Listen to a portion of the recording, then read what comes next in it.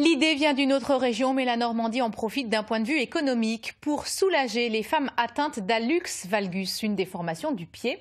Une créatrice d'entreprise de Tours et sa fille ont mis au point des chaussures adaptées.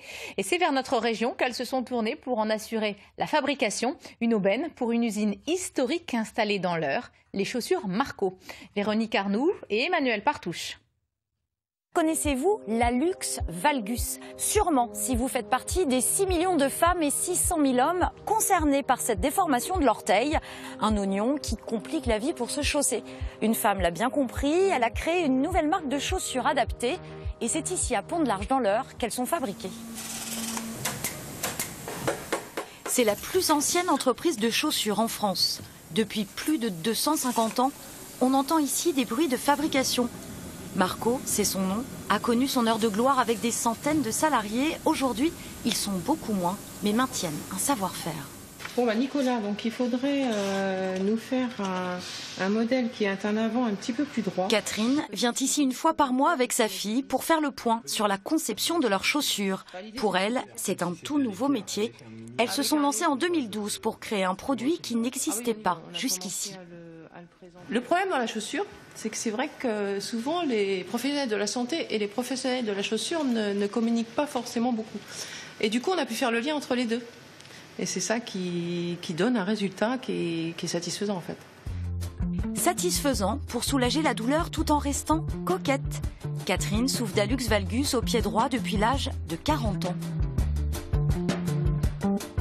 Les années passant, elle ne supportait plus que les baskets. C'est le déclic pour créer sa propre marque de chaussures, fine, féminine et surtout confortable.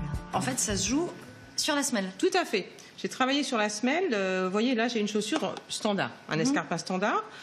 Vous avez à peu près une semelle qui fait 8 cm. D'accord. Et sur la vôtre? Et sur la nôtre, si je prends la même mesure au même endroit, je suis à peu près 9,6 cm. Et c'est vraiment la différence qui change tout. Si vous mesurez un hallux valgus saillant, vous regardez à peu près de combien il dépasse à peu près de ça, 1,5 cm. La semelle, c'est un critère, la qualité du cuir en est un autre. C'est Estrella, la patronne des lieux, qui montre les nouveautés. La plupart viennent d'Espagne. Là, il est beau, hein. Des cuirs souples pour le confort. Et quant aux couleurs, c'est plutôt la jeunesse qui est aux commandes. J'essaie d'apporter ma petite touche. J'aime bien, il y a certaines couleurs que j'aime bien, notamment le vert émeraude qu'on a fait cette saison, là, qu'on sort. Ça, c'est mon idée et pour l'instant, ça a l'air de bien plaire. C'est ce que je disais à la fois à Nico. En 6 ans, mère et fille ont appris les ficelles du métier. La confection de leurs 1400 paires de chaussures chaque année demande du temps et du talent pour avoir une qualité made in France.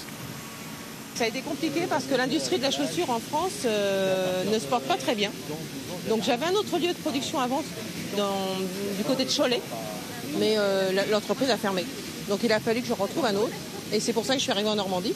Et je suis très heureuse d'y être parce qu'ici, il y a un savoir-faire exceptionnel. Une bonne nouvelle aussi pour l'usine Marco. Confrontée à une liquidation judiciaire en 2010, ce fabricant se démène toujours pour préserver les 39 emplois. Est-ce que ce contrat, c'est vraiment une aubaine pour vous? Oui, tout à fait. C'est une très bonne aubaine pour nous. Ça nous permet de travailler pendant 20 jours. Et 20 jours, c'est très important pour nous au jour d'aujourd'hui.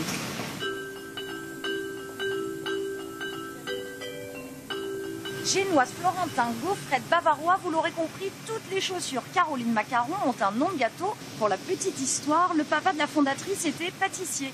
Elle-même pense avoir trouvé la bonne recette. Elle souhaite maintenant développer toujours plus sa petite entreprise.